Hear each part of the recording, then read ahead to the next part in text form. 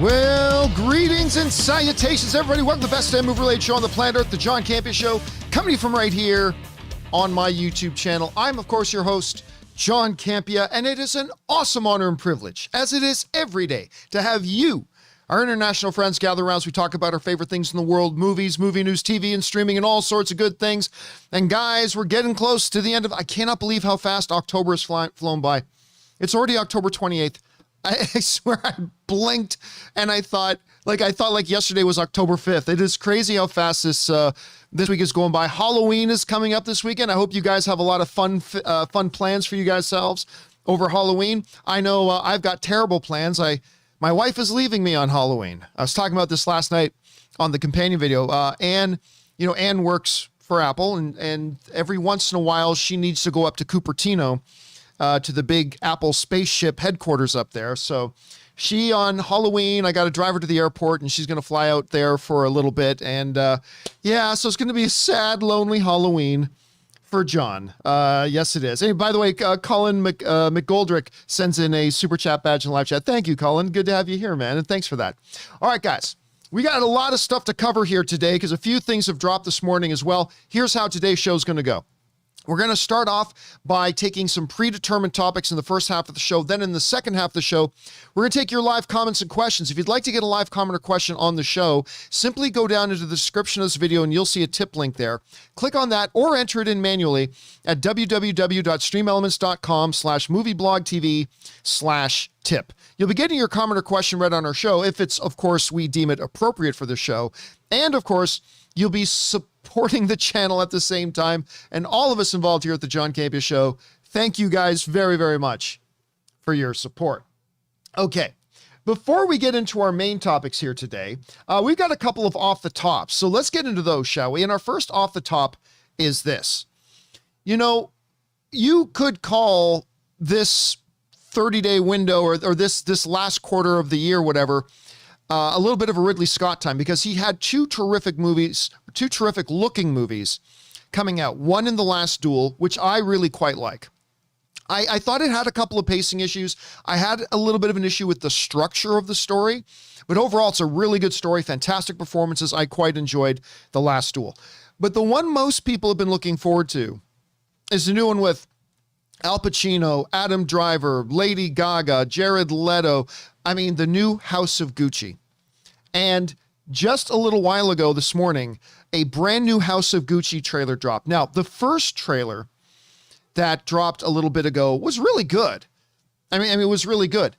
This one is meaty. Like, absolutely meaty. I love this trailer. It goes far more into the family drama and the family dynamic. I am a sucker for true stories.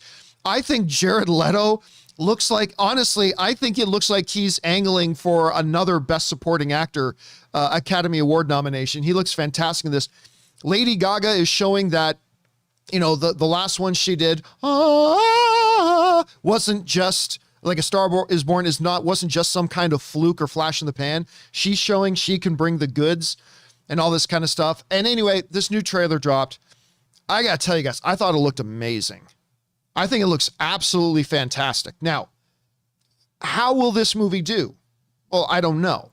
I mean, really, my only concern is it great? As a fan, my only concern is the movie great? But as a film industry fan as well, I cannot help but wonder how the movie will do at the box office. Because The Last Duel, in my opinion, looked fantastic. They didn't market it a lot. Like, I didn't see a whole ton of marketing for the film or anything like that. And it completely disastrously flopped. Like, not just underperformed, not just had a disappointing result at the box office. It was a monumental flop, which is a shame because the movie's actually quite good. So will that be the same fate of House of Gucci? I don't think so. I think for a couple of reasons. One is this one just has the bigger cast. But John, Adam Driver is in both. Yeah. So Adam Driver is there. And of course, Matt Damon and Ben Affleck are great. But Lady Gaga is one of the hottest names in the world right now. You got Al Pacino in this one. Everybody knows Gucci as opposed to The Last Duel. So I think there are some fundamentally some fundamental advantages that House of Gucci is going to have over The Last Duel. I just hope that it's as good or better than The Last Duel. Again, I really like that one. Ridley Scott is showing again that he is a master in the director's chair. I think this trailer looks fantastic, and I've got very, very high hopes. Anyway, question is for you guys. What do you think about this brand new trailer for House of Gucci? I think it's even way better than the last trailer, and I thought the last trailer was good. I cannot wait to see this film. Question is, how do you guys feel about it? Jump on down into the comment section below and let us know your thoughts. Okay, guys. With that down, we got another off the top, and it's also in the world of trailers. You know, one of the series that's coming up on Amazon that a lot of people have been very, very excited about is Wheel of Time. Now, I confess, I'm not a Wheel of Timer, right? I haven't read the stuff exhaustively. I don't really know the lore that well. So when I come to a piece of marketing for something like this, I come into it clean, personally. I come into it with a clean slate, like a lot of people probably went into watching Dune trailers with. I went into Wheel of Time with kind of a clean slate. I haven't been excited about the stuff we've seen so far. I haven't been really excited for it, but this morning, a brand new trailer for it dropped and came online. And I'm going to tell you what, as somebody who is not a Wheel of Timer, as somebody who does not know the lore, as somebody who doesn't know who these characters are, like I've always known the basic idea of Wheel of Time, but I thought this looked great. I thought the story sounded, like it had a really nice structure to it. I love the fact, well, first of all, Rosamund Pike is a goddess to me, so whatever is great. The idea of gathering up the five, one of them is destined to be the one to destroy the Dark One. Now, look, I'm not going to lie. I've already seen a lot of people online talking a little bit about how they kind of felt like the trailer was a little more reminiscent of Lord of the Rings than the actual Wheel of Time series is. Like, I've been reading some people criticizing it, saying they made the trailer feel like it's Lord of the Rings, when it's really not. And I see that. I do. Like, it did kind of look a little bit, there were moments there that did reflect a little bit of like the Dark Riders coming into Bree. It kind of looked like that a little bit, you know, but I don't know if that was by design. I think that's just a standard story arc that kind of played out and sort of maybe looked to people like a Lord of the Rings thing in the trailer. Maybe, I guess, I don't know. Look, all I'm saying is I went into this trailer looking pretty fresh. Like, I don't know the stuff. These promos are really the first experience I'm going to have with these stories. And for me personally, I thought it worked pretty well. Now, I've heard some Wheel of Time fans saying they're a little bit let down by it. Okay, I don't know what you're watching and I don't know why you feel that way. That's fine. All I'm telling you is that I watched it, and for the first time, I actually feel kind of excited to watch this. I'm actually really kind of excited to watch this. So yeah, I'm enthused to see it. Anyway, question is for you guys. Have you had a chance to see the Wheel of Time spot that just dropped? Yes, no, if so, what did you think about it? Whatever your thoughts are, jump down into the comment section below and leave your opinion there. Okay, guys. With that down, let's go into a third off the top. And really, this should be a main topic today, but it just kind of dropped. So we'll do this as an off the top. And that is this. Dune is now out and in theaters. It's a masterpiece of a film. Absolutely wonderful and fantastic. Well done, Denis Villeneuve. Well done, Legendary. Well done, Warner Brothers. The movie's fantastic. And of course, they just finally confirmed that Dune 2 is officially coming after lying to the public for a while, that it made it to make it seem like, oh, we don't know if we're doing a Dune 2. You obviously did for a long time. You already had the release date set. You've already got a lot of work done on the film because you've already got a release date set for just 2 years from now. So clearly this whole thing about, oh, we don't know if we're going to do a Dune 2, it was all a work. It was all a con. What Warner Brothers and Legendary, and I love Warner Brothers and I love Legendary, what they were trying to do, I believe, I have no insider information telling me this, I have no inside sources telling me this, but what I believe what we had happening here was Legendary and Warner Brothers were trying to artificially recreate a new release the Snyder Cut movement with release Dune 2 movement. I really think this whole thing all this time, like, I'm not saying they've known for a year that they were going to do Dune 2, but I think they've known for at least 2, 3, 4, 5 months. Like I really do. When you look at the fact that they already had a release date ready to go, that they're already got enough work on this film done, that the release date is only 2 years away. This was all a work. They were trying to artificially get a fan movement going. They wanted to get the fans demanding Dune 2 to roll that with their marketing and hype machine and buzz and all that kind of stuff. But whatever. Dune 2 is coming. And I'm very, very excited about it and very happy about it. Well, now we're not just talking about Dune 2. Now we're talking about Dune 3, because Denis Villeneuve has come out and said he actually wants this to be a trilogy, with the first two movies being from the first Dune book, and then the third movie ending things off with the book Dune Messiah, which is basically takes place, I can't remember, 12, 13, 14, 15 years after the events of the first Dune, and what happens to Paul Atreides then. I'm going to read a little bit here from Coming Soon. That writes the following. Following the official confirmation for Dune Part 2, director Denis Villeneuve has opened up about his plans for the future of the Timothée Chalamet-led film franchise beyond the upcoming sequel. The acclaimed filmmaker revealed that he has always envisioned ending Paul Atreides' arc with a third installment that would adapt Frank Herbert's follow-up novel Dune Messiah, which take place, 12 years after the events of Dune. He explained that in order to honor the story's massive scope, he thinks that it should be told in at least 3 movies. I've always envisioned 3 movies, Villeneuve told Entertainment Weekly. It's not that I want to do a franchise, but this is Dune. And Dune is a huge story. In order to honor it, I think you would need at least 3 movies. That would be the dream. To follow Paul Atreides and his full arc would be nice. Now, he does go on to talk about the fact that, yeah, there are more Dune books after that, but Denis Villeneuve doesn't think those books are filmable. He says, as you go on in the books, was it Herbert? Frank Herbert? I think that's the name of the author of the books. He says he becomes more and more psychedelic as the books progress, and that would make them more and more challenging to actually make filmable. And I see where he's coming from with that. I really do. But yeah, it's exciting to hear that there's actually plans for a third, but hearing Denis Villeneuve also talking about, yeah, I plan for this to be a trilogy, it only drives home even more my tinfoil hat theory that they've planned on doing Dune 2 for a long time. Now, don't get me wrong. I think Denis Villeneuve and Legendary were really pissed off and angry at Warner Brothers when they made the announcement that they were putting Dune onto HBO Max day and date that it's in theaters. I think it has hurt the film. I think this entire move by Warner Brothers has hurt their film slate. But that being said, I also think this was something that they resolved a long time ago. Anyway, personally, I'm excited about this. I love the idea not just of Dune 2, but I love the idea of them then finishing off Paul's arc by going into Dune Messiah. So I'm excited about it. I hope it actually happens. Question is for you guys. You're hearing about Denis Villeneuve saying he wants this thing to finish off as a trilogy. He wants to do Dune Messiah. If you're familiar with the material, does that excite you? Do you think it's what they should do? Do you think maybe it's biting off more than they can chew? However you feel, jump down into the comments section below and leave us your thoughts. All right, guys. With all that down and out of the way, let's move into our main topics here today, shall we? And how do we select our main topics here on the John Campea Show? Well, it's really rather simple. You see, you guys come up with our main topics.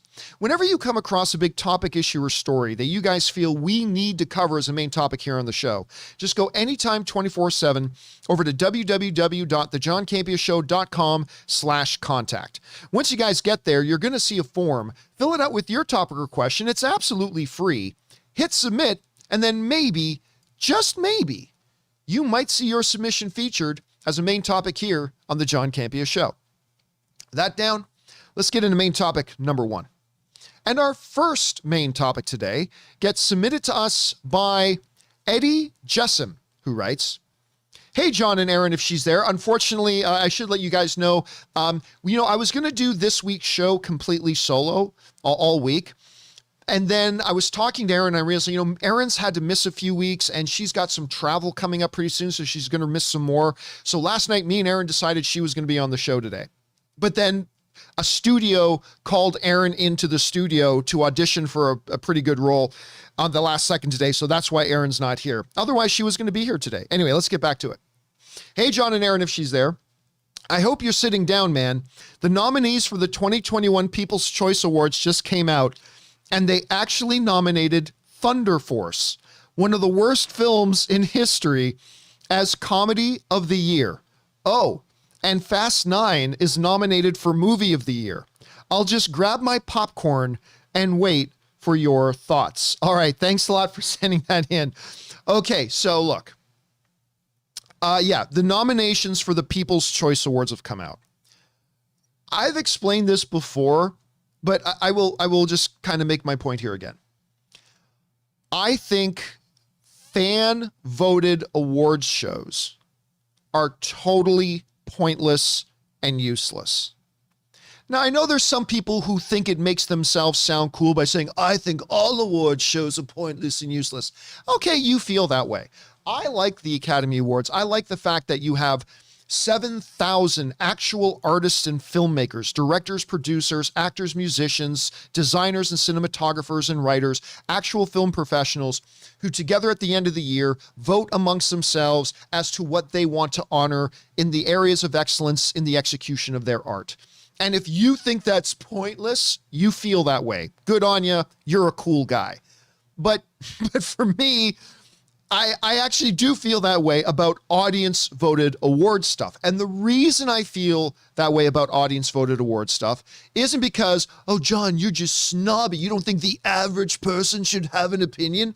Hell no, that's not what I'm saying. I am an average person. I don't work for a studio. It's just this.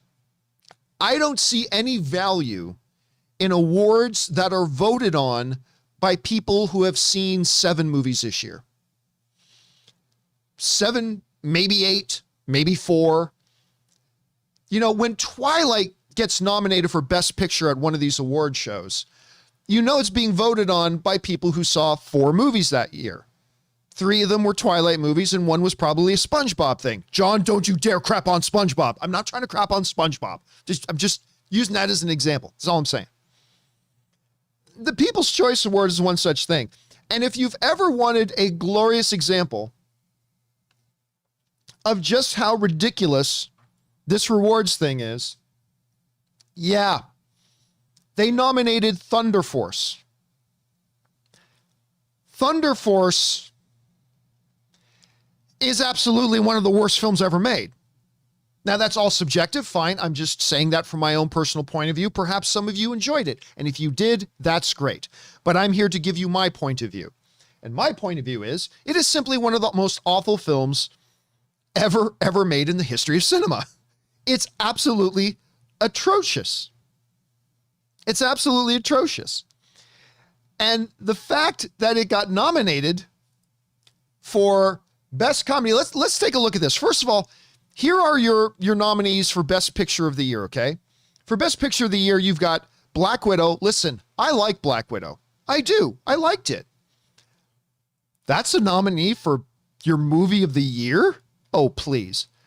Coming to America. That was just bad. I love the original Coming to America. Coming to America was tragically disappointing. Fast 9, The Fast Saga, is nominated for Movie of the Year. Now, then you got some good ones. You got like Dune, No Time to Die, Shang-Chi and the Legend of the Ten Rings. I like Tomorrow War, but whatever. Venom, listen, I really like Venom, Let There Be Carnage. You guys know I like Venom, Let There Be Carnage. Venom, Let There Be Carnage as Movie of the Year? Oh, okay, now look, if that doesn't tell you by itself right there, if that doesn't tell you all by itself how serious or any credibility or any attention we should give to these audience voted on awards, I don't know what else. Oh, you know what else does? Let's look at what they nominated as Comedy of the Year. Okay, now granted, I will confess, this has been a pretty weak year for comedy, so I'm sure they're going to be stretching a little bit. But here's your nominees for Best Comedy of the Year. Coming to America, Free Guy is great. I mean, I'll give it that. He's All That. Hitman's Wife's Bodyguard, which I'm pretty sure even Ryan Reynolds, who is watching this show right now, good afternoon, Ryan. I'm sure even Ryan Reynolds is looking at the inclusion of Hitman's Wife's Bodyguard and going, what the fuck? What? Anyway, Hitman's Wife's Bodyguard, Jungle Cruise, Space Jam, A New Legacy. Now look, I'm a LeBron James guy. he might be my second favorite basketball player of all time. And if you're, I'll leave it up to you guys to see if you guys know who my favorite basketball player of all time. I'll just keep half an eye on the live chat there. If you guys got any guesses who my favorite basketball player of all time is, put in there. But I'm a big, oh my God, the very first guess got it. Tokai number 1 said Bird. Yep, Larry Bird. Holy crap, a whole bunch of you guys knew it was Larry Bird. Yes, Larry Bird is my all-time favorite. Larry Bird is my all-time favorite basketball player. And maybe my all-time favorite character in the world of professional sports. But anyway, but I'm a LeBron James guy. I totally am. Space Jam is not good. Okay? Space Jam is not good. But again, it's all subjective opinion. Space Jam: A New Legacy, Thunder Force, which we'll get to in a second, and Vacation Friends, which I also thought was really rather not good. Again, I like John Cena. I'm a John Cena guy. I am. I like John Cena a lot. I don't know if he can carry a film, but I'm really entertained by John Cena. That Vacation Friends was not good. It had its moments, but overall not good. But let's talk about Thunder Force. And I don't want to waste our time going off on a whole Thunder Force diatribe. But again, this is just a great illustration to anybody paying attention of why we should not be paying any attention to the People's Choice Awards. Thunder Force is absolutely one of the most brutal, awful, terrible movies ever conceived of by mankind. I don't have it cracking the unholy trinity of the 3 worst wide release, big Hollywood movies of all time. That still remains. Battlefield Earth, Halle Berry's Catwoman, and I love Halle Berry, but Halle Berry's Catwoman, and Highlander 2, The Quickening. Those, to me, are the 3 worst big Hollywood films, wide release Hollywood films of all time. So Thunder Force does not quite crack the unholy trinity, but I'll tell you what, it's high enough on the ladder that it can see the top. I mean, this movie, it's absolutely, it's amazing how bad this movie is. And here's the thing, it's called the People's Choice Awards. The people didn't like it. It's got a 22% audience rating, which, by the way, I would love to find out what those 22% of people are smoking, and please let me have some. And 21% of the critics like it. Guys, that means 1 out of every 5 critics watched Thunder Force and actually liked it. I think these numbers are way too high. Again, it's all subjective. It totally is. But I think these things are way too high. That's 22% is low, but it's still way too high. 21% critic rating is very low, but it's still way too high. So again, Space Jam 2 is nominated for Comedy of the Year. Fast 9 is nominated for Best Picture of the Year. I don't know. So yeah, there's that. I mean, you weren't kidding when you said you're just going to get your popcorn and sit back and watch me react to this. But yeah, it's again, it's just, to me, profoundly ridiculous. And one of the reasons why, and it happens every year. Like every year, the People's Choice Awards happens, right? Or like the MTV Movie Awards, which is also fan voted. And then people will go, John, you didn't cover the MTV Movie Awards results. How can you not cover, I'll be doing a show. It's like, how can you not cover it? It's because it's not real. It's not a real award show. John, you didn't cover the People's Choice. No, and I won't be covering the results. Just spoiler alert, when the People's Choice Awards happens this year, I will not be covering the results. Just letting you know, so brace yourselves. I won't be covering the results. So anyway, guys, what do you think about this? Like, look, admittedly, maybe I'm being overly hard on it. Maybe you guys see value in these fan voted on awards, that people who've seen 6 movies should have a vote into what is best movie of the year. But I don't know, maybe there's a point here that I'm overlooking. Maybe there's an argument here that I haven't considered. Whatever you guys think about this, jump down into the comments section below and let us know your thoughts. Okay, guys, with that down, let's move on to main topic number 2, shall we? And our second main topic today gets submitted to us by Dustin Patterson. And Dustin Patterson writes, "It's hilarious that just the other day, my friend and I were watching Yellowstone and Josh Lucas popped up and we started talking about Whatever happened to that guy? We hardly see him anymore. And then the next day, I read that he's starring in a new giant shark movie called The Black Demon. What have you heard about it? And what do you think of Lucas as an actor? All right, thanks a lot for sending that in, man. And yeah, listen, I completely agree with you. I really like Josh Lucas. I remember, like, for me, maybe he was around before this, but for me, where I really took notice of Josh Lucas was when he did that Reese Witherspoon movie, Sweet Home Alabama. Do you guys remember that? I thought he was really good in that. I thought he was really good. And I thought this guy is going to be a huge star in this business.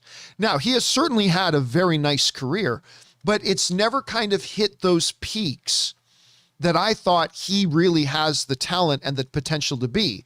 I mean, he was the villain in that one Hulk movie, by the way, I believe it was the Ang Lee Hulk movie that he was kind of the bad guy in. Anyway, I've really liked him in a lot of stuff. But yes, he's got a brand new movie coming out that they just talked about, and it's called The Black Demon. It's a movie about a megalodon, only it's not called Meg, and it's not a spinoff of Meg. This comes to us from the folks over at Variety, who writes, The Black Demon follows oilman Paul Sturgis, played by Josh Lucas, as he takes his family on vacation to Bahia Azul. There, the coastal town he and his wife once knew has mysteriously crumbled, and the locals are now nowhere to be found. Paul starts off his day with a routine visit to inspect his nearby oil rig. But before he knows it, his entire family has landed with him on one of the rotting metal towers. From the depths of the ocean rises a massive megalodon known only by its name, the Black Demon. Under constant threat from this primeval species of shark, Paul must find a way to get his family back to the shore alive. And this comes to us from the folks over at Variety. All right.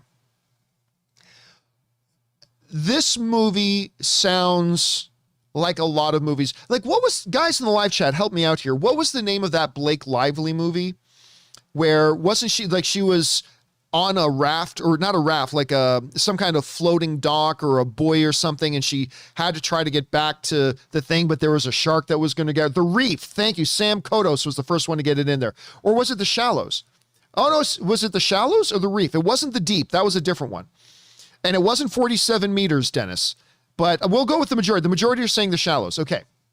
So it sounds a little bit like Shallows. Oh no, we're stranded on this thing. We got to get there, but there's sharks between us and there. There have been a lot of shark movies recently, like a whole ton of shark movies. And there's even one about a megalodon that took 15 years for them to get made. And it finally came out with Jason Statham punching a shark in the face. Let me say that again. They waited 15 years to make a movie to have Jason Statham, who I love Jason Statham, but to have Jason Statham punch a shark in the face, and the whole world cheered. And now we got another one. Look, does this sound rather formulaic? Yes. Does this sound like we've seen it 30 or 40 times? Yes.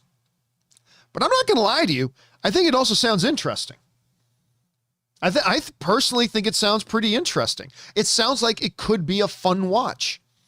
And it sounds like there might also be maybe a little bit of a supernatural thing to it. Like, because, okay, there's a big shark in the water. Why does that make the town deserted? Maybe there's more meaning to the name of the movie, The Black Demon. I don't know. Maybe there is, maybe there isn't. But maybe there's also a little bit of a supernatural angle that we'll find out. But yes, let me talk again for a second about Josh Lucas. So first of all, I was thrilled, like you were, to see that he popped up in Yellowstone. I really like seeing him pop up in Yellowstone. I've been loving that show, by the way. It's playing the younger version of John Dutton. So I think that was really good to see him in there. But he's done other things too. Like he was in Ford v Ferrari recently. It was really good seeing him in that. He did that Glory Road movie, which was really good. What else has he done over the years? I'm bringing up his IMDb right now just so I can take a look. Oh, he was in that The Firm TV series where he was in J. Edgar. So I forgot about that. But yeah, it's an interesting situation with Josh Lucas. Again, he's just that guy that I think has the talent and the chops and the charisma to be a much higher tiered actor in this business than he is. But that's just kind of my opinion. And yes, while it does sound like it's a little cliche-ish, I am looking forward to seeing the Black Demon, but it'll probably be terrible, but I think it might be a little bit of fun. Anyway, guys, question is for you. What do you think about the sounds of the Black Demon? Does it sound good to you? Are you excited about it? Does it just sound like just another shark movie? I don't blame you if you do. Whatever you guys are thinking, jump down into the comment section below and leave us your thoughts. Okay, guys. With that down, let's move on to main topic number 3, shall we?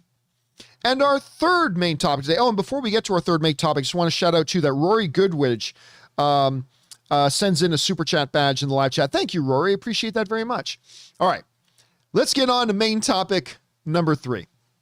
And our third main topic today gets submitted to us by Slim Kim. And Slim Kim writes, "Hey, John, love the show." Thank you so much, Slim Kim. "So I know you think Spider-Man is going to leave the MCU after No Way Home. Yes, I do. But Kevin Feige was just interviewed via the Direct. I think he was actually interviewed by Empire. But anyway, via the Direct, talking about Spider-Man. And when they asked him if he was leaving, he said he doesn't anticipate putting the fans through that again. What do you think of it? Thanks." All right. Thanks a lot for sending that in, man. And yes, one of the big topics of conversation around here recently has been like, what's going to be happening here to Spider-Man, especially with No Way Home coming out. What's going to be happening? What's the future of Spider-Man? We know the existing Sony and Marvel deal is coming to an end. Are they going to re-up it? That's a possibility. Are they going to extend it further? Possibly. Could they intercross the movie universes a little bit more? That's a possibility, especially if you've seen Venom Let There Be Carnage. That's definitely a possibility. Or is it what I think it is, that this is setting up, ushering Spider-Man back over to Sony?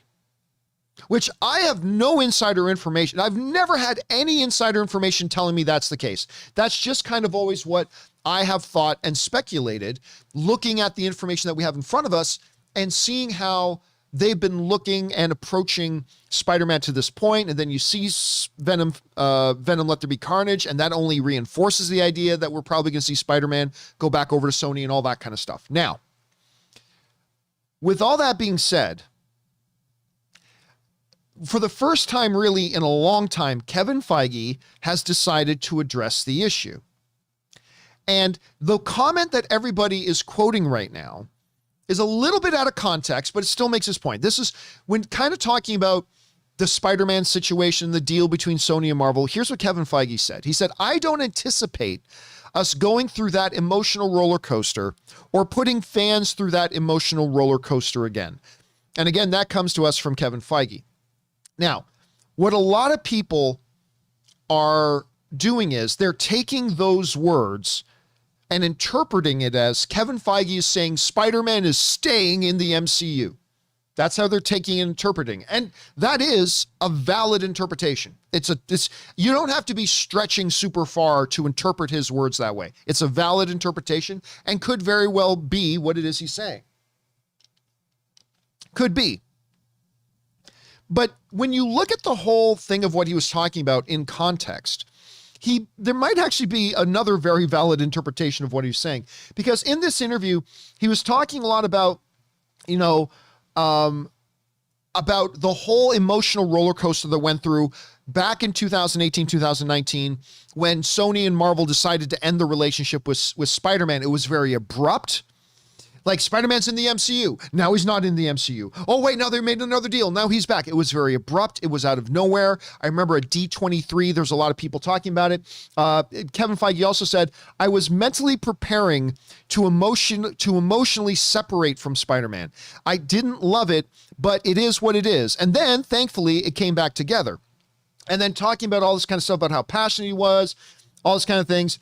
And then ultimately comes the comment of, "I don't anticipate..." Let's read this whole thing. This is from the Direct, who says, "Feige then expressed his optimism for the future of Spider-Man in the MCU, saying that he doubts fans will have to experience that emotional roller coaster. I don't anticipate us going through that emotional roller coaster or putting fans through that emotional roller coaster again." So what does that mean? I get it that some people want that to mean Kevin Feige just said Spider-Man is staying in the MCU. And I don't think that's what he means. At least not entirely. You guys might remember, because again, Kevin Feige was talking about that whole roller coaster about like, hey, Spider-Man's in the MCU, everything's fine. And then out of nowhere comes news, Sony and Marvel ending their deal, boom. And then all of a sudden, oh no, we renewed the thing. He's talking about this thing. All Feige is saying, I don't expect we're going to put audiences through an emotional roller coaster again. To me, that lines up with my theory, and it's just a theory, that Spider-Man No Way Home is going to be a big setup to properly exit Spider-Man out of the MCU without some abrupt a news drop out of nowhere saying, oh, by the way, the Sony Marvel deal is done. I think they're going to set it up with a nice, smooth transition, make it work narratively, and it won't be this emotional roller coaster. But there's something else important that we need to remember and keep in mind. You guys maybe remember about 2 weeks ago, we were talking about the Spider-Man situation on this show. And one of the things that I said in regards to the Spider-Man situation is, let's not forget, it's also possible that when Spidey goes back over to Sony, that doesn't have to be a finality. Like, we could theoretically see Spider-Man still pop up once in a while in the MCU. You guys remember us talking about that. Well, let's go back a couple of years ago. Let's go back 2 years and hear something that Kevin Feige said after they announced that Marvel and Sony have extended their deal. Remember, because they had said they had ended it back in 2018, 2019, and then came the news that they decided to extend the deal. Let's go back and look at the words of Kevin Feige back in 2019 when that happened. Kevin Feige said this. This is back, I believe, in 2019 after they announced that they extended the deal. Kevin Feige said this: I am thrilled that Spidey's journey in the MCU will continue. And I and a lot of us at Marvel Studios are very excited that we get to keep working on it. Kevin Feige said in a statement, Spider-Man is a powerful icon and hero whose story crosses all ages and audiences around the globe. He also happens to be the only hero with the superpower to cross cinematic universes.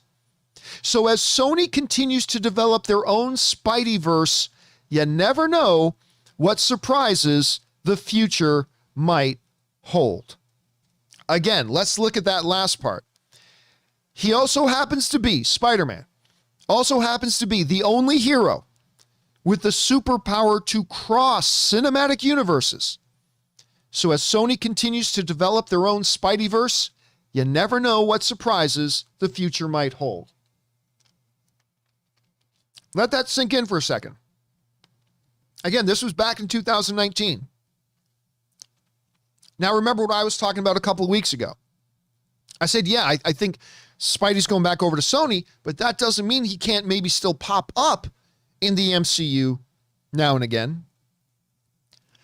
And again, if you've seen the end of Venom, Let There Be Carnage, you know that I think that reinforces the idea that Spider-Man's come back over to Sony.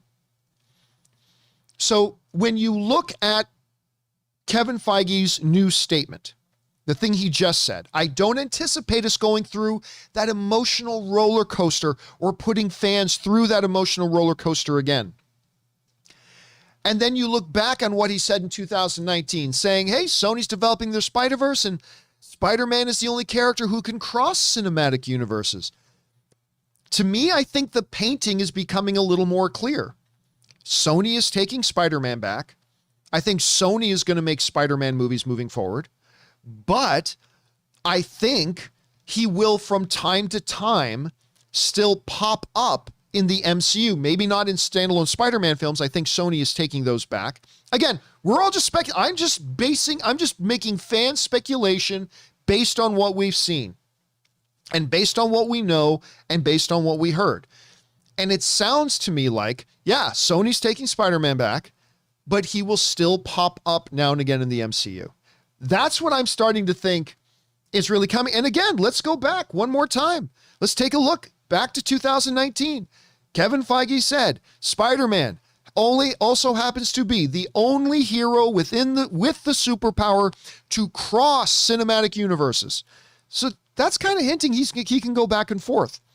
So as Sony continues to develop their own Spideyverse, notice Kevin Feige didn't say Sony continues to develop their own movie universe. No, he specifically called it a Spideyverse. You never know what surprises the future might hold. By the way, I just want to shout out Chris Leonardo in the super chat, in the chat section there. Just sent in a $20 super chat badge. Thank you, Chris. Appreciate that, man. Anyway. Yeah, so look, if you think that's reaching, then you're not reading. Kevin Feige directly said Spider-Man as a character is going to be able to go back and forth between cinematic universes. What do you think that means? Like, okay, you don't think that means Spidey is going to go back and forth between cinematic universes. Okay, then what did Kevin Feige mean when he said Spider-Man can go back and forth between cinematic universes? What the fuck, you think he's talking about making Starbucks runs? Do you think he's talking about going to get his nails done? Going to get his hair did? Do you think when he's talking about crossing cinematic universe, he's going to some massage parlor, get a little happy ending? You think is that the euphemism for crossing cinematic universes? Where are you going, honey? Nowhere, dear. I'm just going to go cross cinematic universes. Sorry. Anyway, yes. So that's my question. Well, what do you think about that? I personally, again, I think this all just affirms again my guess, pure speculation, that yes, Spider-Man No Way Home is setting up the exit of Spider-Man out of the MCU and back over to Sony proper. I think this new comment by Kevin Feige kind of backs that up. I think when you compare that and overlap that with Kevin Feige's 2019 statement saying, yeah, Sony's continuing to develop their Spider-Verse and Spider-Man's going to be able to travel back and forth between cinematic universes. Very big surprises coming. I personally think it's becoming more clear. And I really don't, I don't think that's a stretch at all. If you read Kevin Feige's statement, it's not a stretch. Unless you have some kind of different interpretation from Spidey has the ability to cross cinematic universes. But anyway, again, we're all just speculating. It's just a lot of fun. And again, let me say this. I don't think you're crazy. I don't think you're crazy at all if you think Spider-Man is just flat out staying in the MCU. I don't think you're crazy. I think there are some legitimate reasons there to believe that. I'm not going to fall out of my seat with shock and surprise if that's what happens. But again, I'm just saying right now, it looks to me like that's the way it's all heading. And when you look at Kevin Feige's current statements and his older statements, it seems to be going that way. So I don't know. Question is, what do you guys make of all this? Are you like, oh my God, you're right, this is what he's been saying and doing, blah, blah. Or do you think, no, man, he's just going back to Sony, period, and he's not going to be popping up in the MCU? Or it's like, no, man, he's just staying in the MCU and he's not going to be popping up in the Sony universe. Whatever you guys think right now, and we're getting closer to No Way Home, we're going to find out really soon, but it's still fun to speculate and guess. How are you guys thinking about this? Jump down into the comment section below and let us know your thoughts. All right, guys. With that down, let's move on to main topic number 4, shall we? And our fourth main topic today gets submitted to us by Jerry Leung, who writes, hey, John and Rob, and obviously Rob's never here on Thursdays.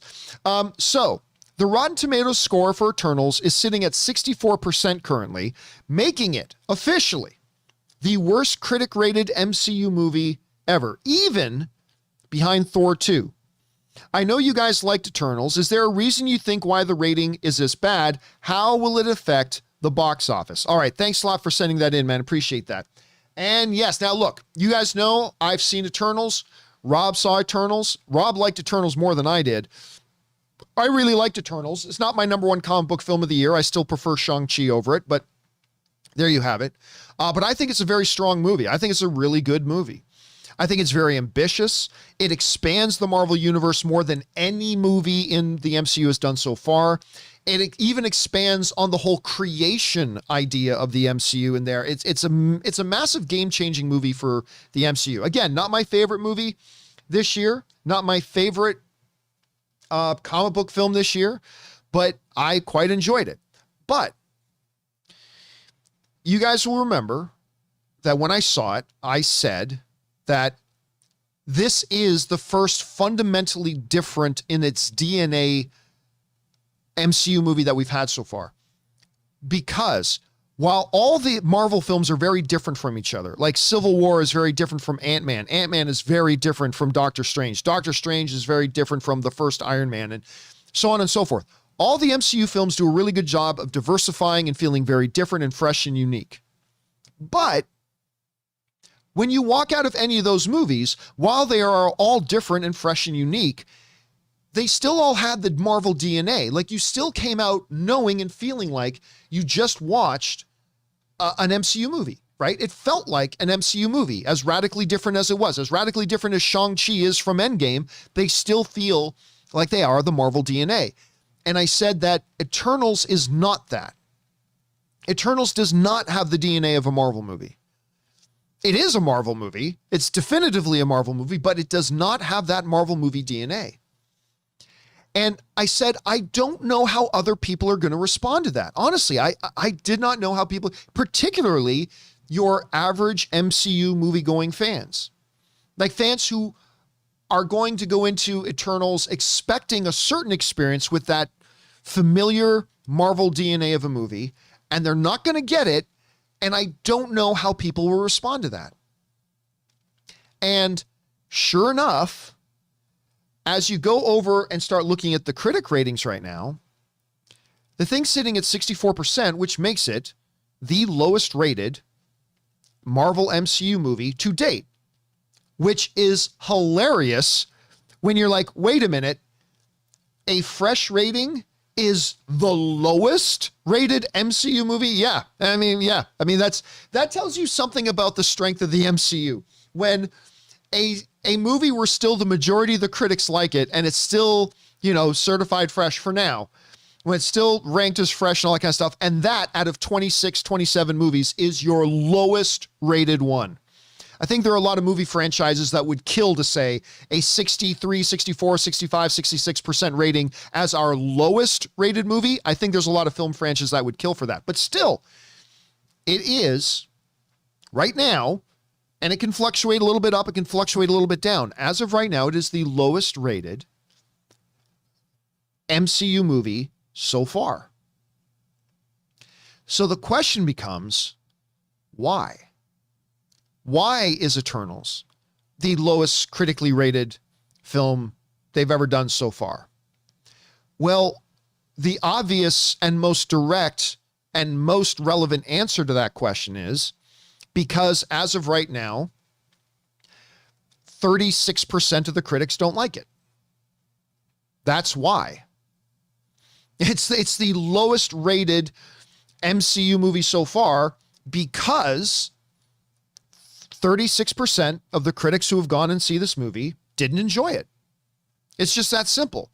That's why. Now you may ask the question, but John, why didn't those 36% of critics like it? Well, film is subjective. Every single one of them will have a different reason. Maybe the length didn't work for them. Maybe the dialogue didn't work for them. Maybe the new mythology they introduced didn't quite click with them. Maybe the dynamics between the characters didn't click for them. Maybe the fact that it didn't feel like your traditional Marvel film, maybe that rubbed them the wrong way. Maybe they just thought the story didn't work for them. Listen, for every single one of those 36% of critics that didn't like it, they're each going to have their own individual reason. And I think what we as fans often struggle, we want to find the one magic bullet. What was the one reason? What's the one reason that critics didn't like this movie? Well, I think it's important because I had a bunch of people writing in yesterday saying, John, why do you think the critics didn't like Eternals? And I'm like, well, first of all, a majority of the critics do like it. So let's be clear about that. The majority of critics like this movie. But why is it the lowest rated one they've had so far? And the reality is there's no one answer. The 36, 37, 38%, maybe it'll be as high as 39%, maybe as low as 30%, whatever. But each one of those critics are individual people going to a movie, and a movie's going to hit them in a certain way, and they're either going to like it or not like it. Just like for me, I went in, and for my own personal reasons, I watched the film, and it's like, wow, this really works for me. I love the mythology building. I mean, I think they did a bad job with the villains. I thought the whole thing about the deviants was kind of wasted, not done very well. I'm not going to go into specifics because I know none of you have seen the film yet. But yeah, there are things about this film that didn't work for me. I don't think it's the best comic book film of the year, but for me, enough things in that movie really worked for me that I walked out having had a really good time. And I had a good time again the next time I went to go see it. I've seen it twice so far. But that's how it hit me. And I wondered, coming out the first time, I wonder how people are going to respond to this. And because I'm not really so sure. Look, at the end of the day, I still kind of side with the majority of critics on this. I think this is a good film. And I think this movie, more than most MCU movies, is going to have wider reaching consequences in the Marvel Cinematic Universe. Like, I think this movie is going, and the events of this movie are going to change the MCU and what directions the MCU can go in far more than any other MCU movie ever before. That doesn't mean it's the best movie that they've ever made, but I think you can really feel like it's really going in a different direction. I absolutely want to see these characters return. I love a lot of these characters. I mean, not every one of the Eternals characters totally knocked it out of the park for me, but the vast majority of them did. And I really do want to see them return. So yeah, it's interesting to see. And you know, what I'm really curious about though right now, here's what I'm actually really curious about. I think it's very interesting to see that it is now the lowest critic rated MCU film ever. But here's what I'm more interested to see. And that's going to be the audience rating. I am very curious to see what is the audience going to think of this. Where's the audience? Because honestly, I have no idea. I didn't have any idea what the audiences would think about it after I saw it the first time. I had no idea what I think the audience rating on it's going to be after I saw it for the second time. I'm sitting here today now, a week or so later, and I still have no idea what it's going to be. Even after, look, honestly, I am not going to be surprised. I am not going to be surprised in the least if once the audience ratings start coming out for this movie, if it's in the high 80s. I won't be surprised. Because I see a lot in the movie that's good and enjoyable, and I wouldn't be surprised at all if the audience rating's in the high 80s. Yet I wouldn't be surprised at all if the audience rating starts coming up and it's in the mid 50s. John, that's quite a range. I know, but that's it exactly. I would be shocked if this was at like a 98% critic rating or a 98% audience rating. I can't see that happening. I would be shocked if it was like a 30% audience rating. I can't see that happening. But honestly, I am not going to be surprised if it's as high as like 85, 86%. And I'm not going to be surprised if it's as low as like 54 or 55%. I really don't know where it's going to land. Because again, it's just one of those movies that it's really all going to depend on how it hits with the audience.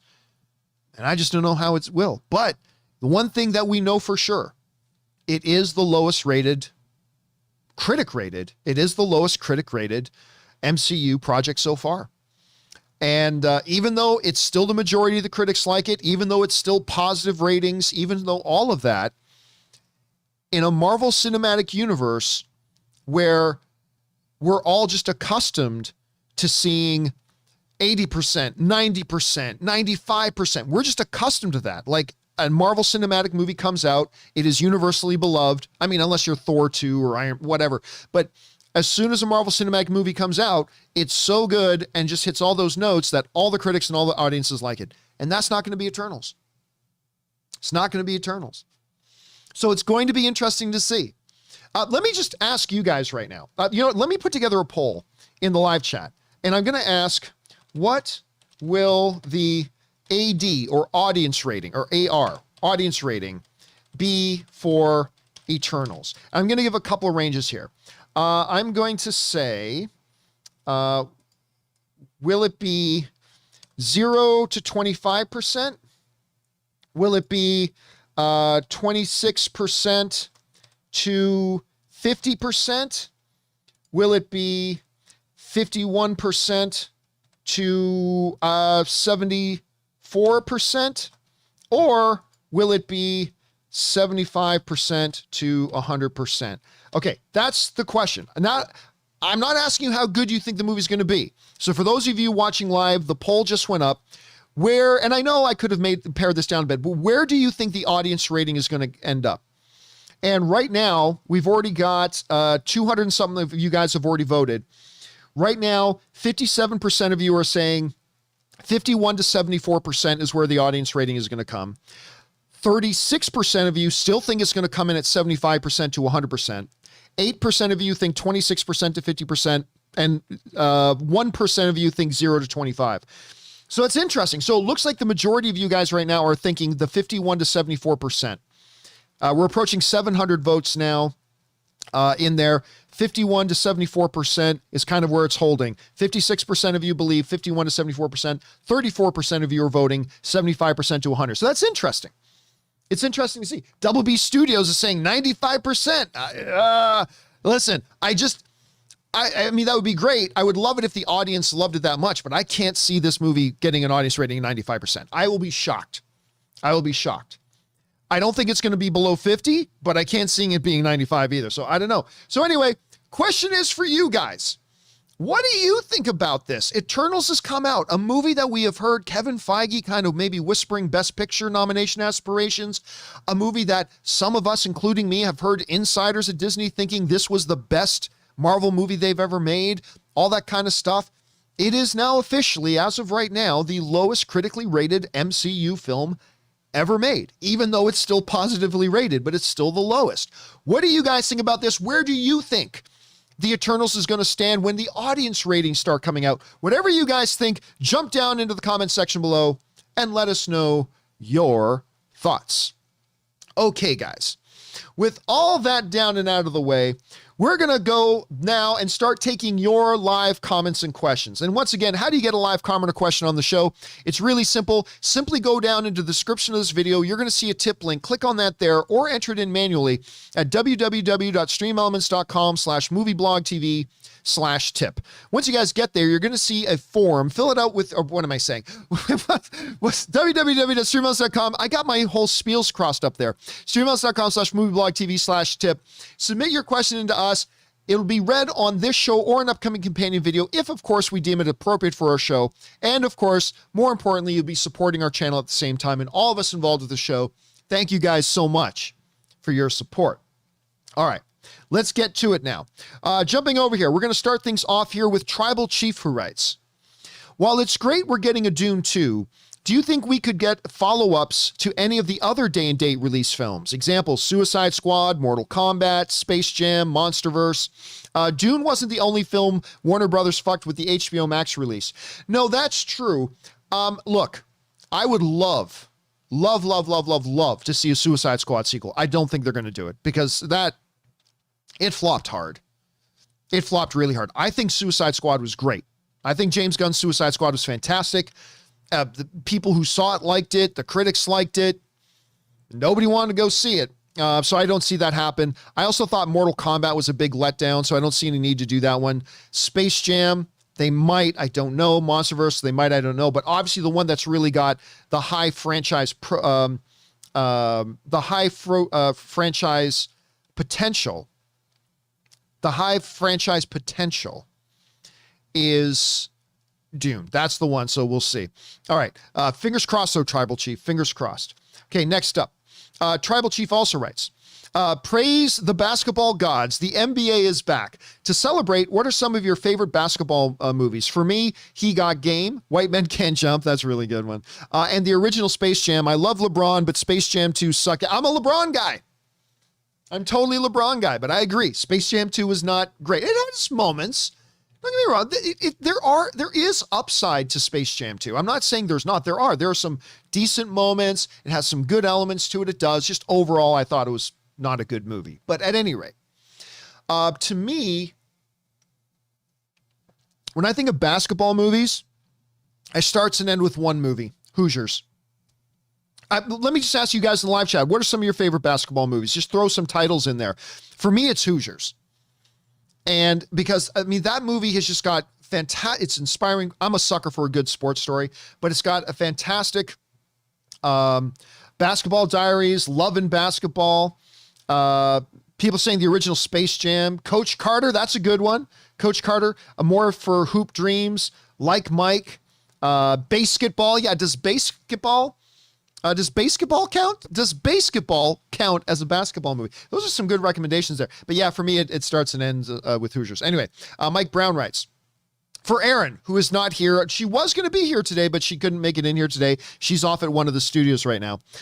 For Erin, a few weeks ago, you described the apartment building you used to live at in Harlem on Manhattan Avenue. Well, my wife and I just happen to live in the same building. That's hilarious. I'll have to send this to Erin.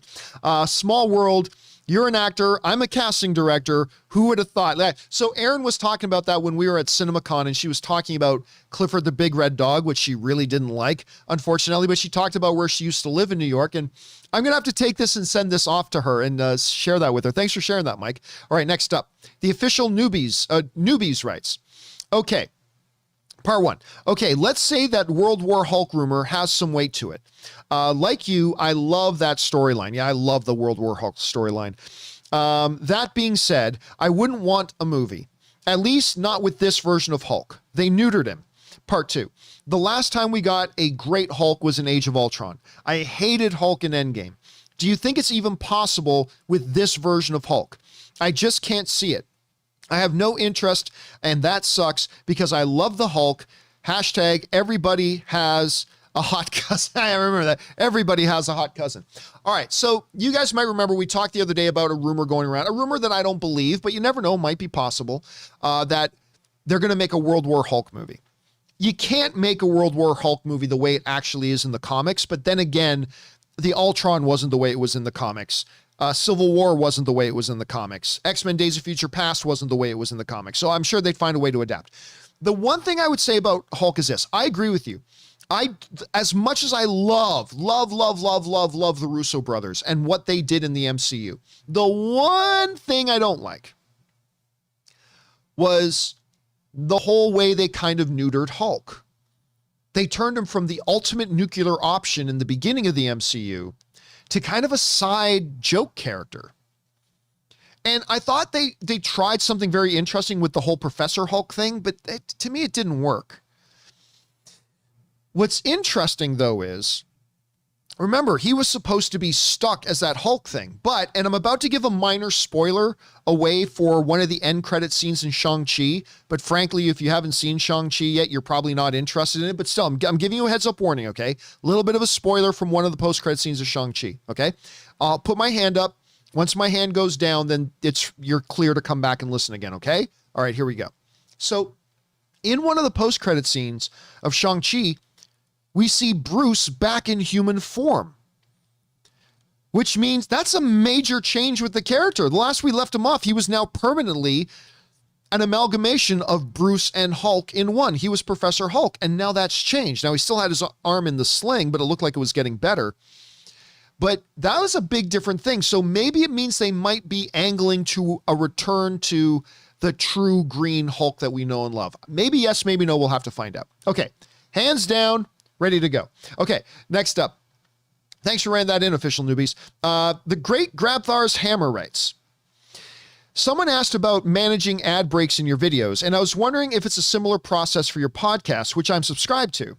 I don't actually mind, but I find it weird hearing your accent and then suddenly cutting to a local Aussie ad.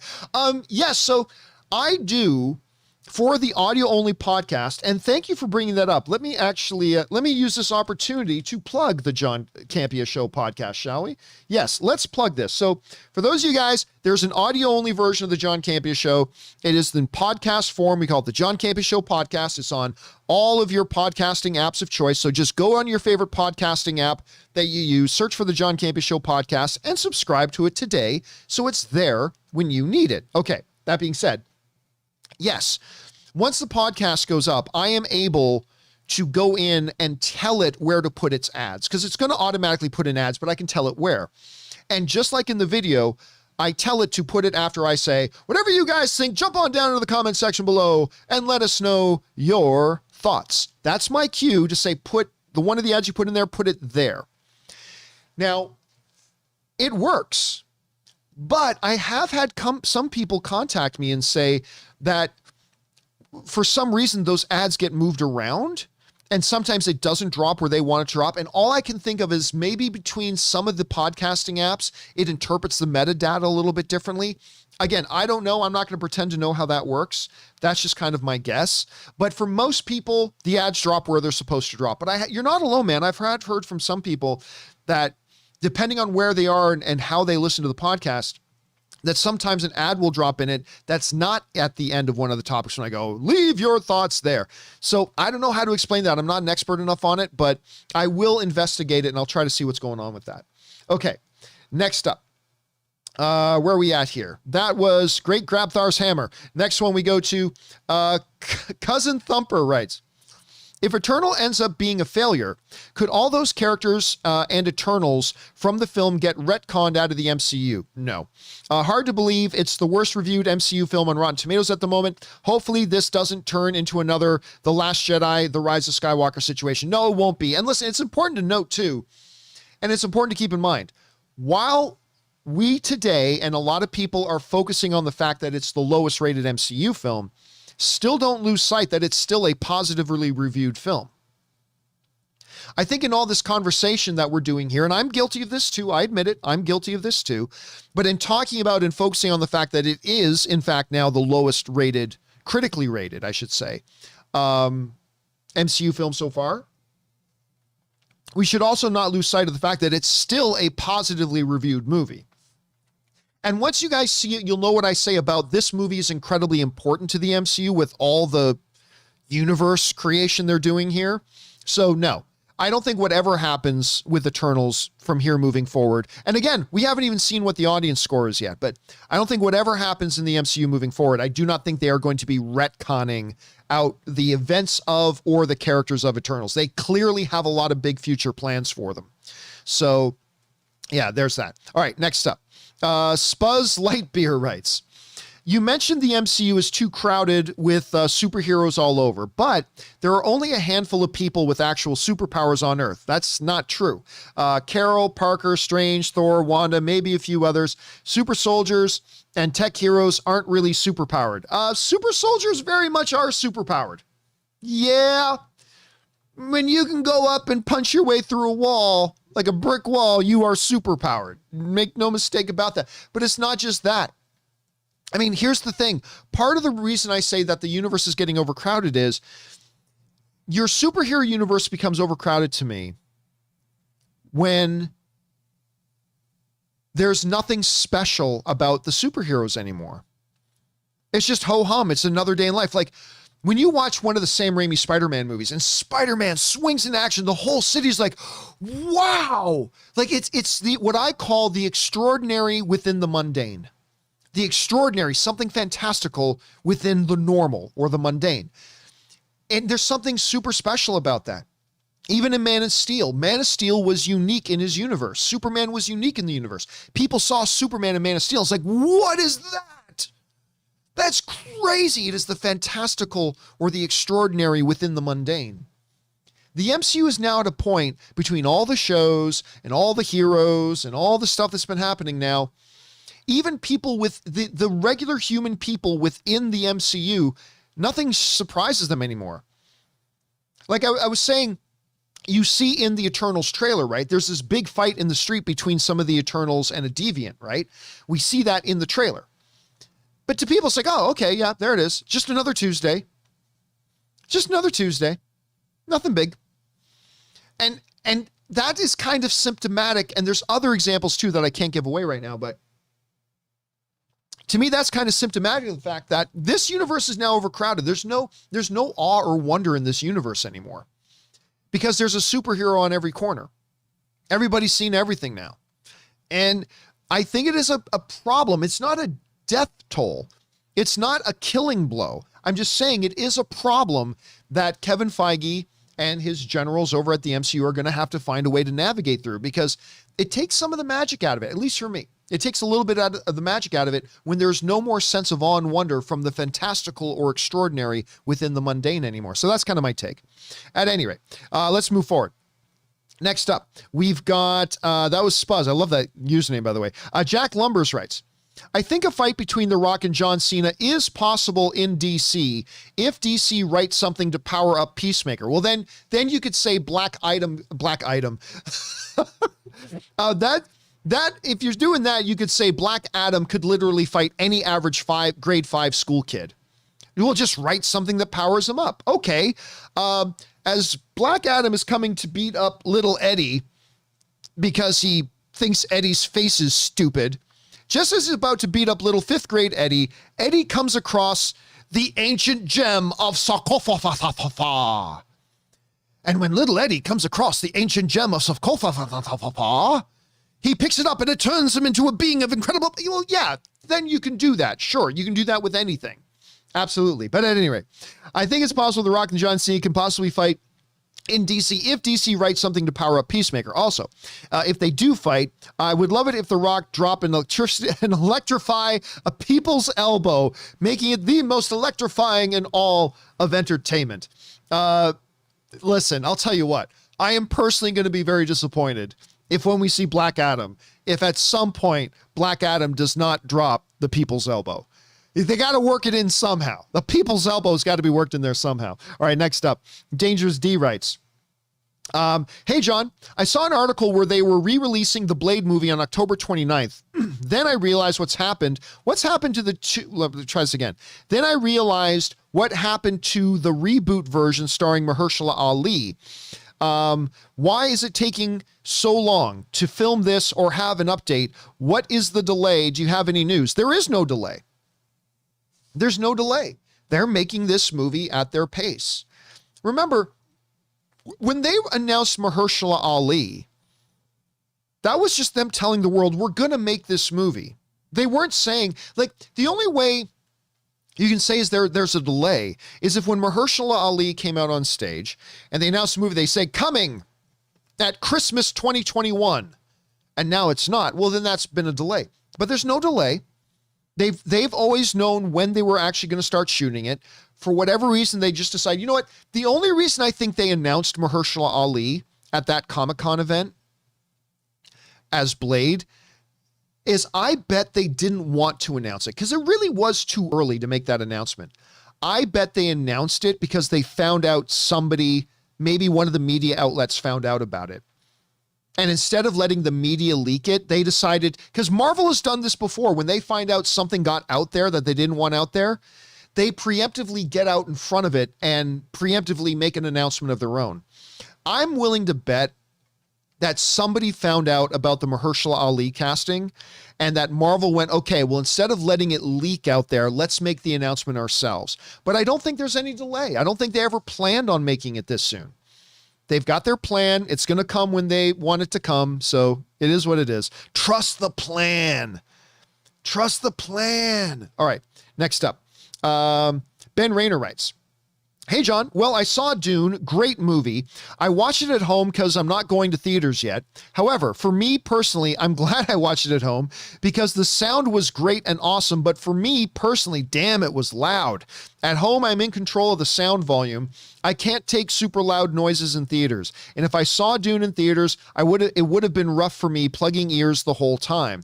Having said that, I love this movie and looking forward to watching it again. Great story and awesome visuals, great sound and awesome acting. 4 out of 5, great movie, can't wait for more. Thanks for the show and keep bringing on the filthy. Well, I mean, remember, just because though, and Ben, thanks for sharing your thoughts on that, man. I'm glad you enjoyed the movie. But remember, just because it was loud in your home theater setup, every individual movie theater will set their levels individually. And while it is a loud movie, I never felt it was louder than any other like action film I've seen. I didn't think it was any louder than Shang-Chi. Remember, the individual theater will set their audio levels. So hopefully it'll be just as good of an experience watching it there as it was audio-wise for you at home. But either way, I'm glad you had a chance to watch it, and I'm glad you enjoyed it, my friend. All right, next up, we've got Dangerous D who writes, hey, John, I mentioned to you that Warner Brothers executives didn't like the HBO Max name. I have a suggestion that isn't drastically different from that. Why not shorthand it Max or Max Plus or WB Max or in honor of DC Super Max?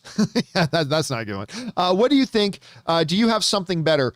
Honestly, we talked about this on the companion video last night, but honestly, while I completely believe the name HBO Max was a bad choice, especially since when they launched it, it created a whole bunch of confusion amongst consumers because there was already HBO, there was already HBO Go, there was already HBO Now, and now all of a sudden there's HBO Max, and people didn't know what's the difference between them. If I'm subscribed to one, do I have the other? Do I have to sign up for all four?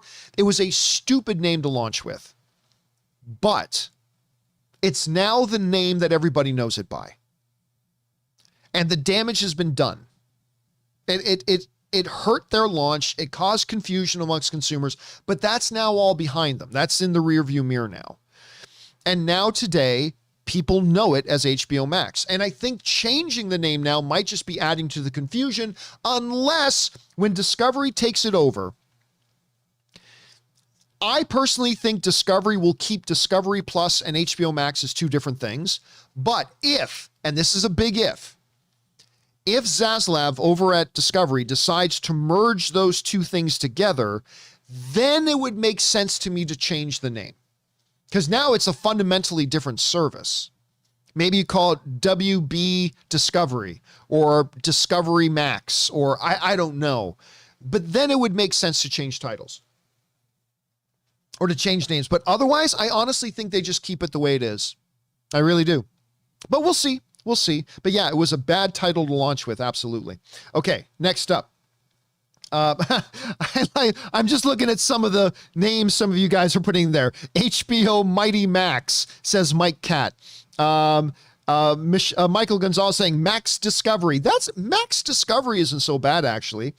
Felipe Santos is saying Warner Max. That's probably what they should have launched with. Warner Max or WB Max. That probably would have been a good name to launch with. Zaslav Max, says Marcus Y, in honor of Discovery CEO. Zaslav Max, I like that. Let's see, Discovery Plus just came out in Canada. WB Disco Plus, I love that name. I vote for WB Disco Plus, says Mark Newman in there. WB Discovery Max, a lot of ideas in there. All right, let's keep going here. Next up, we've got Suthius, who writes, in regards to Lamb, that movie just looks strange to me. I personally enjoyed it. Oh, you saw, I'm glad you liked it, man. I personally enjoyed it. It somewhat subverted my expectations I had for it. It's a very endearing movie. I was attached to the main character, Lamb, and actually cared for that lamb/human hybrid. I'd recommend it. It may surprise you. Yeah, I'm not going to lie to you, man. I have no interest in seeing Lamb. I was a little bit interested when I first heard about the movie and read a little bit of the synopsis. But once I saw the trailer for it, I was like, nope. I'll take a full hot cup of nope, thank you. Give me a big order of nope to go, because this is totally nope. No interest in seeing Lamb, my friend. No interest in seeing Lamb. And then I've talked to some people who saw it and they're like, anyway. But hey, you liked it. I'm glad you liked it. Maybe at some point on a Saturday afternoon, I'll sit down and check it out sometime. All right. Thanks for sharing your thoughts on that, Suthius. Next up, Suthius also writes, I don't understand why some of us fans feel the need to only like or choose one when it comes to media. For example, if you like the Dune book and the 2021 Dune movie, why not both? Why have the mindset of I have to choose one or the other? Well, first of all, I agree with you, Suthius, but honestly, I haven't heard people say, I like the Dune book, not the movie, or I like the movie, not the book, or whatever. But it is true. Film fans, we're all guilty of this, have a tendency of being guilty of being tribal, right? Of having a tribal mentality. Like they identify with their tribe. And one of the biggest ways we've always seen this is in the Marvel corporate slave fanboys versus the Marvel corporate slave fanboys, right? It's like, well, because here's what happens. For a number of years, Marvel and DC fans defined themselves by what they hated. Well, if I'm a Marvel fan, I have to hate DC. And well, I'm a DC fan. That means I have to hate Marvel. It's the most idiotic mindset in the world. Like, you got to be a special kind of stupid to think that way. But the reality is a lot of us have thought that way. A lot of us have moments when we're really that stupid and we think that way. Well, if I like this, I have to hate that. I don't know. Or you could just like both. Call me crazy. But it is something we as film fans, and listen, I've been guilty of it too. I think it's something we as film fans fall prey to a little bit. Anyway, and you're right, we shouldn't do that. All right, next up, Wesley Cunningham writes, Saw the companion video with you realizing in horror that about the People's Choice nominations. That was last night. And I agree. Holy hell. But this is why I usually think of those MTV's, Kids' Choice, etc. as just adding to the conversation as to what was popular with average fans of those demos. No, you know what, Wesley? You are 100% right. You're 100% right. And so the one thing that I think we can take of as value out of things like the MTV Movie Awards, the People's Choice Awards is, out of those people who see 6, 7, 8 movies a year, what is it that's appealing to them? And you're right. It does give us at least another dimension to the conversation. And I think you're 100% right about that. And I should have mentioned that, but you did. So good on you for that. All right. Next up, Mischievous Gremlin writes, John, like you, I sometimes miss the times where me and my friends would ride our bikes over to the nearest Blockbuster / Hollywood Video and peruse the aisles for movies that we haven't seen yet. It actually started me on my love for horror movies. Dude, I was talking about this on the companion video last night. It's just that the new generation coming up today, like 19, 18, 17-year-olds, I feel really bad for them because they're never going to experience that. They're never going to, like when me and my buddies would get together. I mean, yes, it is a better system today. Being able to just sit at home, rip open a menu, click, click, click, find whatever. That it is a better system. It's 100% a better system. Absolutely. But there was something really special about you and your girl or you and your boys, you and your buddies heading down. It's like, hey, we're hanging out Wednesday night. Okay. And then you head down to Rogers Video in Canada or a Blockbuster or Hollywood Video in the States. And you walk around the place and you try to figure out what you're going to pick up tonight. Maybe you pick up 4 for $2 or 7 for $7. You remember, did your video store have those deals? You could get 7 movies for 7 days for like $12 or whatever. Perusing those, picking movies. And we would discover new movies that way. It's like you go through the aisle. It's like, wait, you pick up one DVD. What's this? And you go home and watch it. And while today's system is by far better, I do miss those days. I wish me and my buddies could go do that again. It's kind of fun. All right, next up, Alfred Gives Birth to Robin writes, people ask, how do Jason, Freddy, and Michael keep coming back? Well, folks, you know what's stronger than plot armor? The power of money. LOL. But seriously, how does Michael keep coming back? Jason and Freddy were explained, but what the hell is Michael? Okay, so I can't really answer that without giving a spoiler for Halloween Kills, but I will do this. I'm going to raise my hand again. I'm going to give a spoiler for Halloween Kills. Hand is up.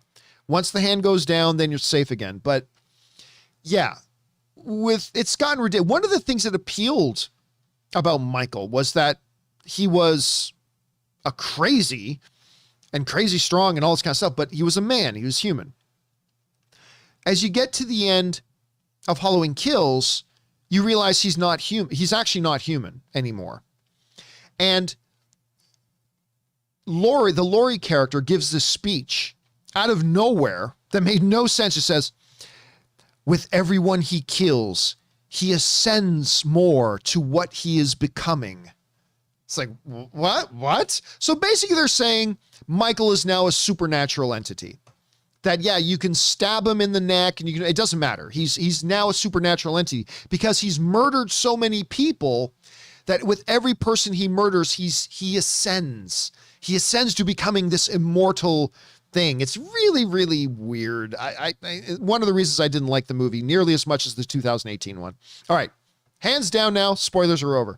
Okay, next up, Crashing Coyote writes, let me clarify. Yes, I said Dune was boring, but also beautiful, interesting, and astonishing. Only the last 30 minutes were boring because the final fight had 0 stakes. Oh, I disagree with that. I thought everything was on the line in that last fight. Anyway, I wasn't worried at all for Paul, and that's how you end this epic, so anticlimactic after a 3-hour buildup. Again, listen, we all experience these in different ways. Crashing, I respect how you felt about that. You had your experience with it. But mine was different. I feel completely differently than you do on that. I thought it was actually really compelling. But hey, I respect your opinion. Your opinion is no less valid than mine. All right, next up. Jack Lumbers writes, do you separate how good a film is from how entertaining it is, or a combination of them? I think I do sometimes, but we really shouldn't. Because at the end of the day, what are movies? Movies are experiential events. And if you go watch a movie and it delivers an experience for you that you enjoyed, whether the experience was fear or awe and wonder or excitement or laughter or joy or contemplation or, makes you wax philosophical, whatever, if a movie delivers an experience, isn't that what movies are supposed to be? Experiential events.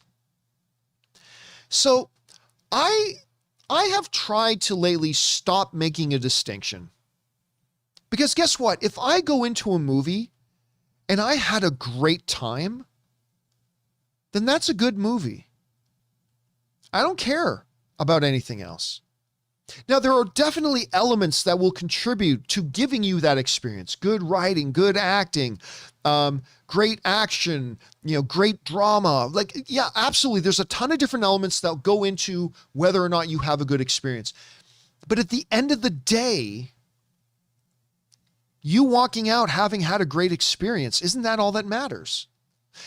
I make this illustration. I compare it to like a chef. Like in cooking, there are techniques you're supposed to follow. If you want something to come out this way, you got to do this. You have to a certain amount of, you have to season it correctly. You have to give it the proper cook. You have to have certain ingredients, blah, blah. If you want it to be a dessert, it's got to be something like this. Yeah. And all that contributes to a great meal. Sure. But if at the end of the day, if some 18-year-old kid whips together a concoction with completely ridiculous, like they put gummy bears in with half a cup of sugar, a pound of flour, and a stick of butter, and 5 tomatoes. That's ridiculous. That's stupid. But if they deliver that to me, they whip it all together, and I take a bite of it, and I love the taste of it, isn't ultimately that all that matters when it comes to what you're eating? It doesn't ultimately come down to, did you have a great experience? Did you really enjoy eating that dish? Isn't that what ultimately that counts? Yes, there are techniques in cooking and all that kind of stuff that are important, yes. But at the end of the day, it's about the experience you had. And so as I get older, I'm really trying to think of it more. Eric the Red in the live chat saying chef microwave. Yeah, that's kind of me too. But as I get older, I am really starting to look at movies more and more that way. Did it deliver an experience?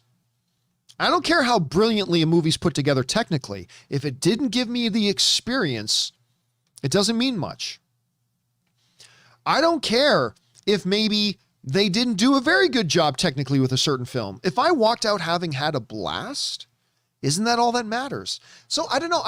I'm kind of going through this existential film fandom crisis about what really matters when it comes to movies. But so I'll just say that for now, dude. I'll just say, listen, movies are experiential events. And if it gives me experience, to me, that's a good movie. The movie did its job. So that's me. All right, next up. But there's hours of conversation to have there on that. There's absolutely hours of conversation to have. All right, next up. An anonymous viewer writes, howdy, John. Longtime listener here. Good to have you here, Anonymous. I know you have strong distaste for giving review scores for movies. I do. So I was a little surprised when I found your Rotten Tomatoes profile and there were scores listed on several movies you reviewed recently. Yes, I did. So for those of you who don't know, I don't give scores in my movie reviews, because a score means something different to everybody. I give a movie a 7 out of 10 because I thought it was a really solid, good, enjoyable movie. And then I get 50 people write to me, you gave it a 7 out of 10? Why did you hate it? Why did you hate it? You gave it a 7 out of 10. That means you hated it. And it's like, what's the point in giving a score to something if nobody knows what that score means, or if people are just going to ascribe what their own meaning to that score is? We live in a culture where everything is 10 out of 10 or 0 out of 0. It's either the greatest thing ever or it sucks. So I decided, yeah, I'm not going to give scores to movies anymore. I'm just going to review a film. I'm just going to say what I think about it. I'm not going to give it a score. But on Rotten Tomatoes, they ask for you to give a score. And I think the reason they ask for that, because the only thing that matters on Rotten Tomatoes is do I say it's good or not good? That's the only thing that matters. Do I say it's fresh or do I say it's rotten? At the end of the day, that's the only thing that matters. But they do ask for you to give a score as well, because Rotten Tomatoes likes to also put out average scores, which is a totally useless number, to be honest with you. How many people liked it? How many people disliked it? That's the only thing that counts. But so I put that in on my Rotten Tomatoes things, but that's only because I do it out of necessity. I really don't think about it. Like, for instance, I think on Rotten Tomatoes, when it asked me to give it a score rating, I just threw an 8 out of 10. I don't really know that I think it's 8 out of 10. I don't really care. I don't give any thought to it. I just throw something in there that I think modestly or moderately reflects what I actually think about the film. But don't ever look at my rating on a Rotten Tomatoes movie as that being what I actually think about it, because I really don't put any thought into it. I just like, well, I really liked Eternals, so I don't know, 8 out of 10, slap it in. But I don't give Eternals an 8 out of 10, okay? That, whatever score I submit on Rotten Tomatoes, ignore it. The only thing that counts is, do I say it's a fresh movie or do I say it's a rotten movie? That's the only thing that matters. So anyway, there's that. But good question, man. I understand why you'd ask that. Okay, next up. We've got Red Comet Sucks writes, Dune 2, no time for sand. I like that. Dune 3, we found Mephisto. Hashtag Red Comet Suck. I don't know what that means, but okay. Somebody wrote in the other day that Dune 2 should be called Dune 2, No Time to Dune. I love that. That one stood out to me. I can't remember who did that, but I like that. All right, next up. Lee Rhinox writes, Hey, John, I'm confused. Samba TV reports Zack Snyder's Justice League made $8.1 million in the U.S. opening weekend, but it doesn't count China's first 5 days. 250 million views on Migu Video. Warner Brothers International President Pyra Daga called Zack Snyder's Justice League a global phenomenon. Why is Warner Brothers USA hiding Justice League success? Well, there really wasn't much success, and I don't believe any facts or figures coming out of China. I don't trust the Chinese system. I'm not saying I don't trust China. Don't get me wrong, not at all. The Chinese are great and fantastic people. What I'm saying is, though, you know, I've said for a while, I don't trust the reporting in China. I don't trust it. Like when they say, oh, our local Chinese movie made $3 billion opening weekend. I'm like, really? Okay. I just, honestly, I don't take it seriously. I don't take it seriously at all. So yeah, when it said like 1.8 million household streams Zack Snyder's Justice League, that's more accurate numbers. So anyway, that's my, but so I don't buy it when they apply it to anything. They can come out and say, you know, 400 million people watch James Gunn's Suicide Squad. Well, I love Suicide Squad and all, but I do not believe that number coming out of China. I don't believe it. I think the Chinese system of reporting movie numbers is, to be generous, suspect. And so I don't pay any attention to it. I look at what is actually reported in North American numbers and the rest globally, other than China, because China always seems, their reporting is always way out of step with what the rest of the world is. So again, I'm not saying you need to think that way. Don't get me wrong. I'm not telling you how to think. I'm just telling you that's kind of my approach on that. Okay, next up. We've got Jack Lumbers writes, one of two. Currently, the domestic box office is $2.96 billion, with movies like Ghostbusters, Eternals, and Spider-Man to be released. I can see the final 2021 domestic box office being at least $3.6 billion, with 2020 box office being $2.1 billion, and 2019 $11.3 billion. Yeah, I mean, this is hilarious because people, I'd have these conversations who'd say, you know, the box office, the movies and theaters have been dying. I'm like, you do realize that 2019, the last full year we had before the pandemic, was like a record-shattering year in that the box office made like $12 billion at the box office, right? Tell me again how it's dying. I'd love to hear your explanation for that. But anyway, yeah, and it's good to see the numbers starting to recover in 2021. And you're right, there's still a number of big movies to come. And I think Spider-Man No Way Home has a chance to be a billion-dollar film. I think it has a chance to be our first post-pandemic billion-dollar film. I don't know if it will. I'm just saying I think it's got a decent chance. I think it's got a decent chance. All right. Next up, we've got Lee Rhinox writes, Hey, John, Warner Brothers never said they were rebooting Clark Kent. They said a new direction for Superman / Kal-El. Calvin Ellis is a black DC canon Superman. Yes. Krypton name is Kal-El. Cavill is our Clark Kent, and others are in the multiverse. Your thoughts? Well, I don't think that's ever been in question. I don't think that's ever been in question. Not to mention, we've got a J.J. Abrams one being made. We have a Michael B. Jordan version one getting made. We have animated versions. So yeah, I don't think that was ever in question. I don't think that's ever in question. Look, we have that happening with Batman right now, right? We have a Batman in the DCEU, but at the same time, we have the Robert Pattinson Batman coming, right? There are different iterations of Batman being done at the same time. So yeah, I'm not surprised at all. I don't think it's shocking to anybody that it's kind of being the same thing. They can do the same thing with Superman.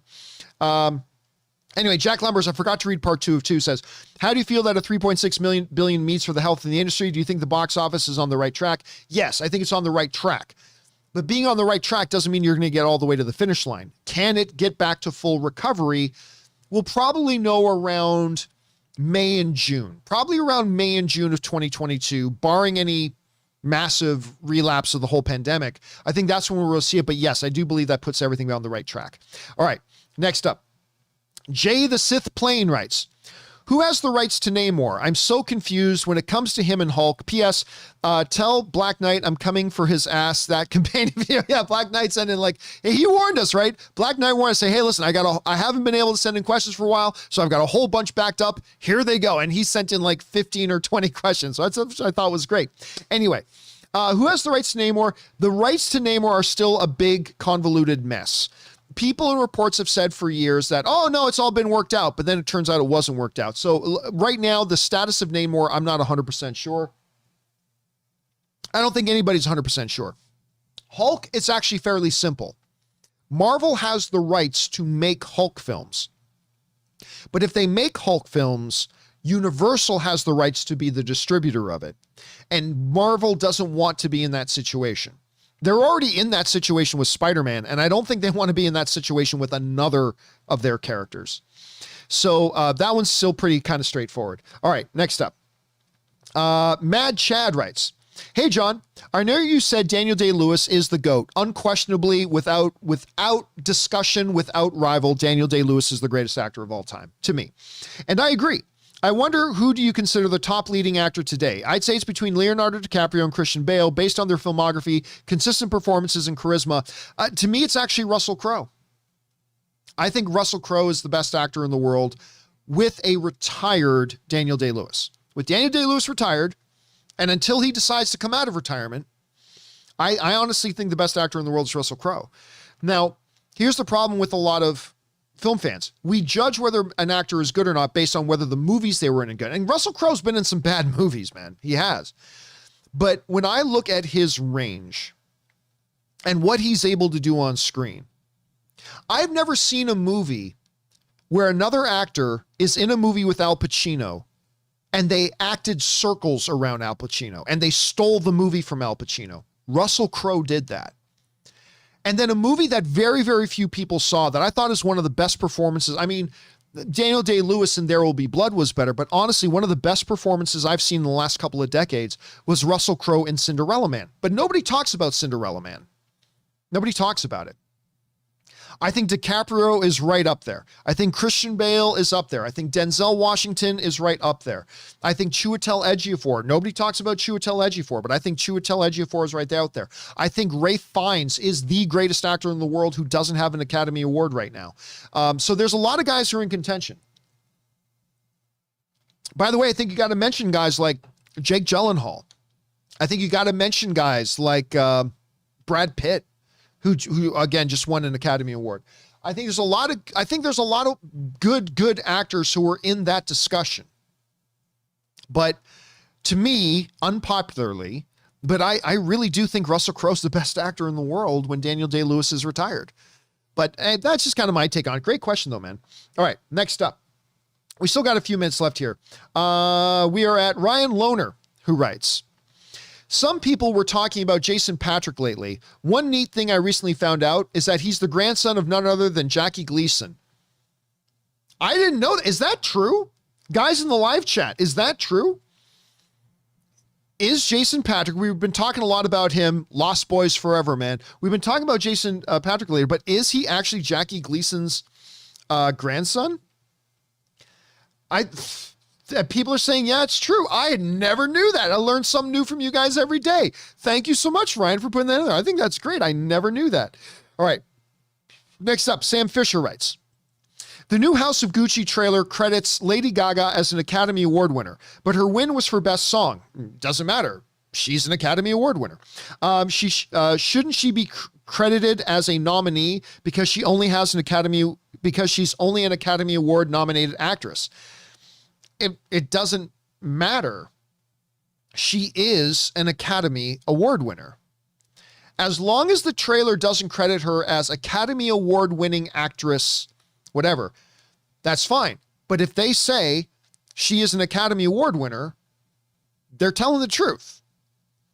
Just like saying the first Suicide Squad movie is an Academy Award winning movie. Well, yeah, it was for makeup, but it's still technically an Academy Award winning movie. You are not wrong to say it is an Academy Award winning movie.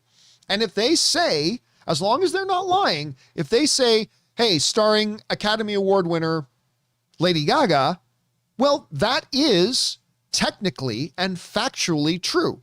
As long as they're not saying, Best Actress Academy Award winner Lady Gaga, because that would be a lie and that would be untrue. But technically speaking, she is an Academy Award winner.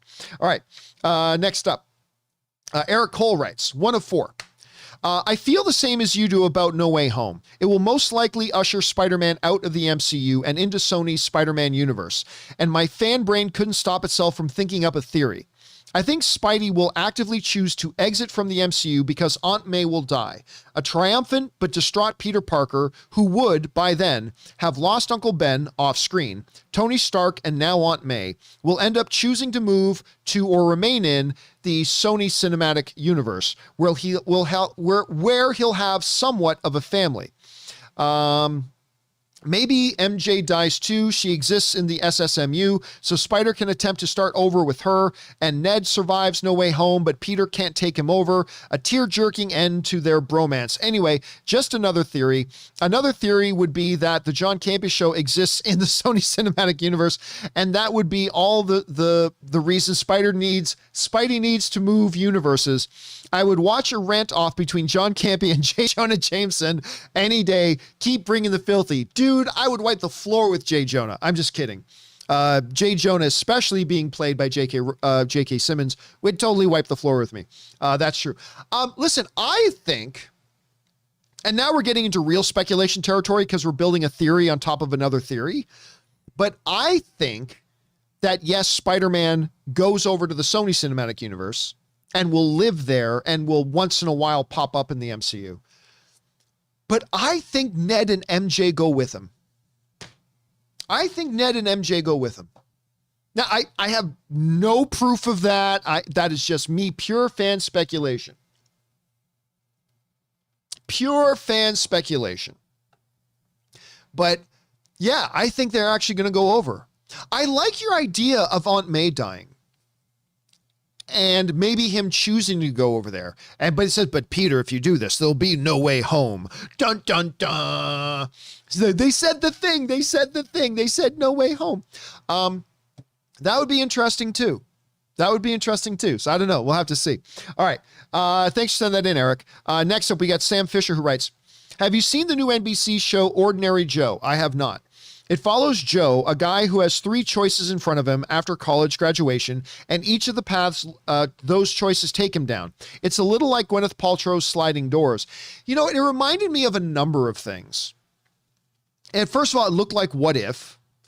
It reminded me a little bit of that Jason Isaacs show that I talk about all the time, where he wakes up and he's in one reality where his wife is alive.